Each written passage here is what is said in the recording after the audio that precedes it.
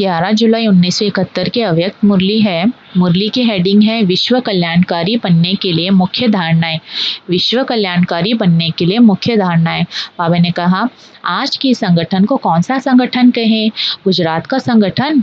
अपने को गुजरात का तो नहीं कर समझते हो?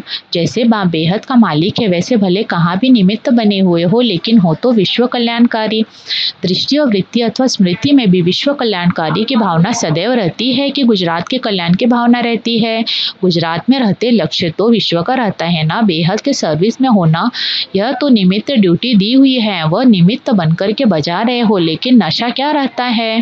वर्णन तो यही करते हो ना, हम विश्व कल्याणकारी है, विश्व का परिवर्तन करना है। जो भी सर्विस करते हो वह सर्विस के साधन बनाते हो, उसमें भी शब्द तो विश्व का लिखते हो ना। विश्व का नव निर्माण करने वाले हो, विश्व का परिवर्तन होता जाता है। आवाज एक जगह किया जाता है, लेकिन फैलता तो चारों ओर है ना। भले निमित्त एक स्थान पर आवाज बुलंद करते हो, लेकिन फैलता तो चारों ओर है ना। तो विश्व कल्याणकारी बनने के लिए मुख्य 2 धारणाएं आवश्यक है, जिससे हद में रहते भी बेहद का कल्याणकारी बन सकते हैं। अगर वह धारणा न रहे तो उनका आवाज, उनकी दृष्टि बेहद विश्व के तरफ नहीं पहुंच सकती। विश्व कल्याणकारी बनने लिए 2 धारणाएं कौन सी है? आप किन 2 धारणाओं के आधार पर विश्व के कल्याण का कर्तव्य कर रही हो? विश्व कल्याणकारी की जो शुभ भावनाएं है उसका प्रत्यक्ष फल तो जरूर मिलता है। भावना का फल तो भक्ति मार्ग में भी मिलता है, लेकिन वो अल्पकाल यहाँ है, सदाकाल। उस प्रत्यक्ष फल की प्राप्ति के लिए मुख्य 2 धारणाएं कौन सी है? बिगड़ धारणा के तो अपनी व सर्विस की उन्नति नहीं हो सकती। वह कर रहे हो और करनी ही है, करेंगे यह शब्द भी नहीं, करना ही है। मुख्य 2 धारणाएं हैं ईश्वरीय रुहाब और साथ में रहम। अगर रुहाब और रहम दोनों ही साथ साथ में है और समान है तो दोनों गुणों की समानता से रूहानियत की स्टेज बन जाती। इसको ही रूहानियत व रूहानी स्थिति कहा जाता है। रुहाब भी पूरा हो और रहम भी पूरा हो। अभी रुहाब को छोड़ सिर्फ रहम करते हो और रहम को छोड़ सिर्फ रुहाब में आते हो, इसलिए दोनों की समानता से जो रूहानियत की स्थिति बनती है उसकी कमी हो जाती है। इसलिए सदैव जो कोई भी कर्तव्य करते हो वह मुख से शब्द वर्णन करते हो तो पहले चेक करो कि रहम और रुहाब दोनों समान रूप में है। दोनों को समान करने से एक तो अपना स्वमान स्वयं रख सकेंगे, दूसरा सर्व आत्माओं से भी स्वमान की प्राप्ति होगी। स्वमान को छोड़ मान की इच्छा रखने से सफलता नहीं हो पाती है। मान की इच्छा को छोड़ स्वमान में टिक जाओ तो मान परछाई के समान आपकी पिछाड़ी में आएगा। जैसे भक्त अपने देवताओं व देवियों के पीछे अंधश्रद्धा वश में कितने भाग दौड़ करते हैं, वैसे चैतन्य स्वरूप में स्वमान में स्थित हुई आत्माओं के पीछे सर्व आत्माएं मान देने के लिए आएंगी, दौड़ेंगी। भक्तों की भाग दौड़ देखी है? आप लोगों की यादगार जड़ चित्र है, उनमें भी चित्रकार मुख्य यही धारणा भरते हैं। एक तरफ शक्तियों का रुहाब भी फुल फोर्स में दिखाते हैं और साथ साथ रहम का भी दिखाते हैं। एक ही चित्र में दोनों ही भाव प्रकट करते हैं, है ना। यह क्यों बना है? क्योंकि प्रैक्टिकल में आप रुहाब और रहम दिल मूर्त बने हो, तो जड़ चित्रों में भी यही मुख्य धारणाएं दिखाते हैं। तो आप लोग अभी जब सर्विस पर हो तो सर्विस के प्रत्यक्ष फल का आधार इन 2 मुख्य धारणाओं के ऊपर है। रहम दिल जरूर बनना है, लेकिन किस आधार पर और कब, यह भी देखना है। रुहाब रखना जरूर है, लेकिन कैसे और किस तरीके से प्रत्यक्ष करना है यह भी देखना है। रुहाब कोई वर्णन करने व दिखाने से दिखाई नहीं देता। रुहाब नए चैन से स्वयं ही अपना साक्षात्कार कराता है। अगर उसका वर्णन करते हैं तो रुहाब बदलकर रूप में दिखाई देता है। तो रूप नहीं दिखाना है, रुहाब में रहना है।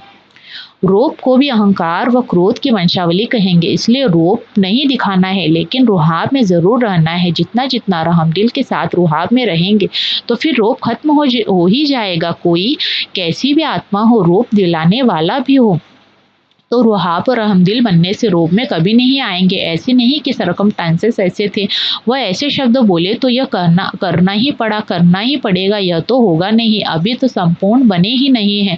यह शब्द अथवा भाषा इस संगठन में नहीं होनी चाहिए, क्योंकि आप निमित्त सर्विस के हो। इसलिए इस संगठन को मास्टर नॉलेजफुल और सर्विसेबल सक्सेसफुल संगठन कहेंगे। जो सक्सेसफुल है वह कोई कारण नहीं बनाते, वह हर कारण को निवारण में परिवर्तन कर देते हैं, कारण को आगे नहीं रखेंगे। मास्टर नॉलेजफुल सक्सेसफुल आत्माएं कोई कारण के ऊपर सक्सेसफुल नहीं बन सकती। मास्टर नॉलेजफुल सक्सेसफुल आत्माएं कोई कारण के ऊपर सक्सेसफुल नहीं बन सकती। बाबा प्रश्न पूछ रहे हैं, जो मास्टर नॉलेजफुल सक्सेसफुल होते हैं वह अपनी नॉलेज की शक्ति से कारण को निवारण में बदली कर देंगे, फिर कारण खत्म हो जाएगा। निमित्त बनने वालों को विशेष अपने हर संकल्प के ऊपर भी अटेंशन रखना पड़े, क्योंकि निमित्त बनी हुई आत्माओं के ऊपर ही सभी की नजर होती है। अगर निमित्त बने हुए ही ऐसे ऐसे कारण कहते चलते तो दूसरे जो आपको देख आगे बढ़ते हैं वह आपको क्या उत्तर देंगे? इस कारण से हम आ नहीं सकते, चल नहीं सकते।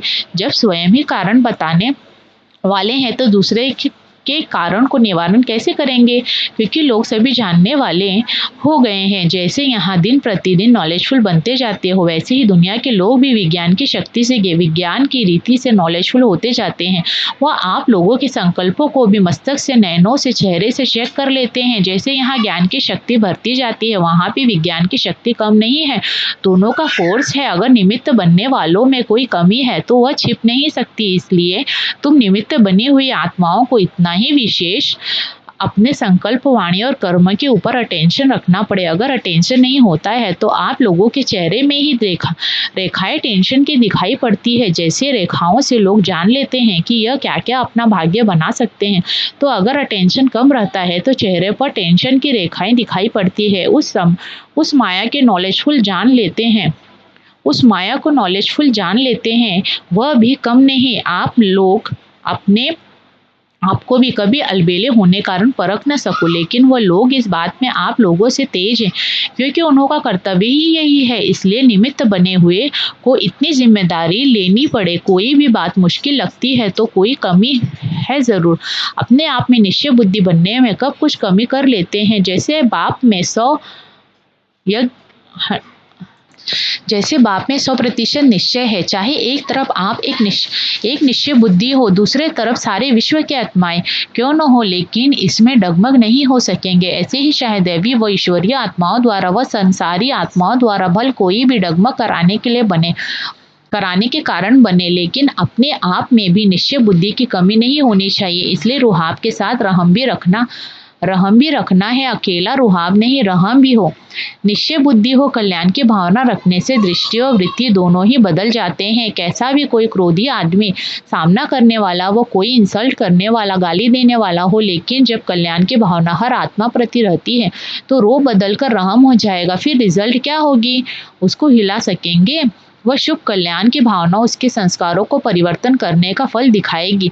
यह जरूर होता है, कोई बीज से प्रत्यक्ष फल निकलता है, कोई फौरन प्रत्यक्ष फल नहीं देते, कुछ समय लगता है। इसमें अधीर नहीं होना है कि फल तो निकलता ही नहीं है, सभी फल फौरन नहीं मिलते। कोई बीज फल तब देता है जब नेचुरल वर्षा होती है, पानी देने से नहीं निकलता। यह भी ड्रामा की नोंद है। अब अविनाशी बीज तो डाल रहे हो, कोई तो प्रत्यक्ष फल दिखाई देंगे, कोई फिर नेचुरल कैलेमिटीज होंगी। जब ड्रामा का सीन बदलने वाला होगा तो वह नेचुरल वायुमंडल, वातावरण उस बीज का फल निकालेगा। विनाश तो होगा, यह तो गारंटी है। जब बीज ये विनाशी है तो फल न निकले, यह तो हो नहीं सकता। लेकिन कोई नजदीक आते हैं, कोई पीछे आने वाले हैं, तो अभी आएंगे कैसे? वह फल भी पीछे देंगे। इसलिए अब कभी भी सर्विस करते यह नहीं देखना, वह यह नहीं सोचना है कि जो किया वह कोई व्यर्थ गया। नंबरवार समय प्रमाण फल दिखाई देते जाएंगे।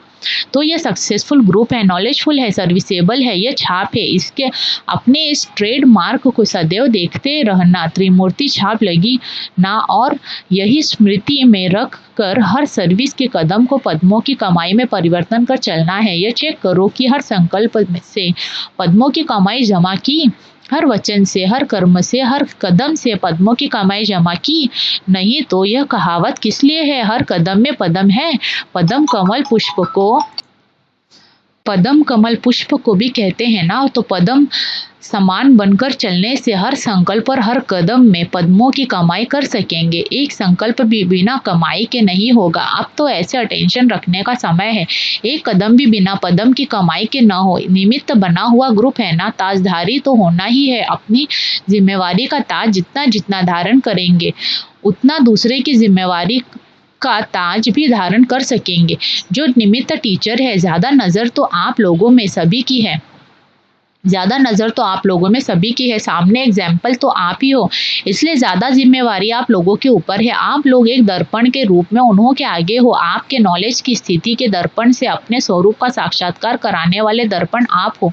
तो जितना दर्पण पावरफुल उतना उस साक्षात्कार स्पष्ट, तो उसकी स्मृति पावरफुल रहेगी। तो ऐसा दर्पण हर एक को, जो सामने कोई आवे तो अपना, तो ऐसा दर्पण हरेक हो जो सामने कोई आवे तो अपना साक्षात्कार ऐसा स्पष्ट करे जो वो स्मृति उसको कभी ना भूले। जैसे अपनी देह का साक्षात्कार होने बाद भूलते हो, जब देह अविनाशी स्मृति में रहती है, तो यह भी ऐसा साक्षात्कार कराओ जो वह स्मृति कभी भूले नहीं। पावरफुल दर्पण बनने के लिए मुख्य धारणा कौन सी है? जितना जितना स्वयं अर्पणमय होगा उतना ही दर्पण पावरफुल। ऐसे तो अर्पणमय हो, लेकिन जो संकल्प भी करते हो, कदम उठाते हो, वह पहले बाप के आगे अर्पण करो। जैसे भोग लगाते हो तो बाप के आगे अर्पण करते हो ना, उसमें शक्ति भर जाती है। तो यह भी ऐसे हर संकल्प, हर कदम बाप को अर्पण करो। जो किया, जो सोचा, बाप की याद अर्थात बाप के कर्तव्य की याद, जितना अर्पणमय के संस्कार उतना पावरफुल दर्पण। हर संकल्प निमित्त बनकर करेंगे तो निमित्त बनना अर्थात अर्पण नम्रचित जो होते हैं वह झुकते हैं। जितना संस्कारों में, संकल्पों में झुकेंगे उतना विश्व आपके आगे झुकेगी। झुकना अर्थात झुकाना, संस्कार में भी झुकना। ये संकल्प भी न हो दूसरे हमारे आगे भी तो कुछ झुके। हम झुकेंगे तो सभी झुकेंगे। सच्चे सेवाधारी होते हैं वह जब सभी के आगे झुकेंगे तब तो सेवा करेंगे। छोटे भी और प्यारे होते हैं, इसलिए अपने को सिकिलदे समझो, सर्व के स्नेही हो। बड़ों को तो फिर कभी कहेंगे छोटे तो छूट जाते हैं, लेकिन अपने में कोई कमी नहीं रखना। सभी के आगे जाने का लक्ष्य जरूर रखना है। आगे बढ़ते हुए भी आगे बढ़ाने वालों का रिगार्ड नहीं छोड़ना है। बढ़ाने वालों का रिगार्ड रखेंगे तब वह आपका रिगार्ड रखेंगे, आपको देख अन्य करेंगे। हैंड्स अर्थात विशाल बुद्धि, वे सभी तरफ देखते हैं कि नुकसान किसमें है, लाभ किसमें है। सभी विशाल बुद्धि, त्रिनेत्री, त्रिकालदर्शी हो। कोई भी कर्म देखकर पीछे करो, फिर यह कभी नहीं कहेंगे कि ना मालूम कैसे यह हो गया। जब चेकिंग कम होती है तब हो जाता। त्रिकालदर्शी के यह शब्द नहीं है कि चाहते तो नहीं थे लेकिन हो गया। मास्टर सर्वशक्तिवान शक्तिमान चाहे और वह न कर सके, हो सकता है। अब यह भाषा खत्म करो। शक्तियां होना, शक्तियों का कर्म और संकल्प समान होता है। संकल्प एक और कर्म दूसरे, तो यह शक्ति की कमी है। अच्छा, ओम शांति।